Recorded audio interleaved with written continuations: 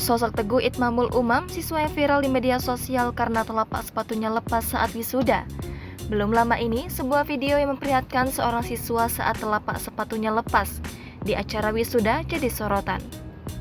Siswa tersebut diketahui bernama Teguh Itmamul Umam. Teguh adalah salah satu peserta wisuda kelas 12 ke-52 SMK Giripuro Sumpiu, Banyumas yang digelar pada Rabu 10 Mei lalu. Kala itu, Teguh diarahkan untuk naik ke atas panggung untuk menerima samir atau kalung wisuda. Namun, saat dirinya maju, tiba-tiba telapak sepatunya lepas di tengah banyak orang. Menariknya, Teguh tetap percaya diri. Ia bahkan sampai berhenti untuk memberi penghormatan pada guru dan tamu undangan yang ada di samping panggung. Sikap Teguh saat insiden telapak sepatunya lepas ini mendadak banyak apresiasi, hingga banjir pujian dan doa. Tak hanya warganet, kini Teguh juga mendapat atensi dari KSAD Dudung Abdurrahman.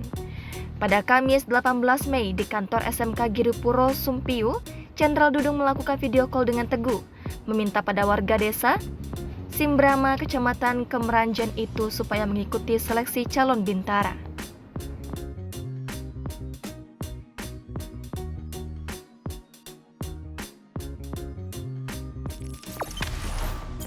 Jangan lupa subscribe, share, komen, dan like ya.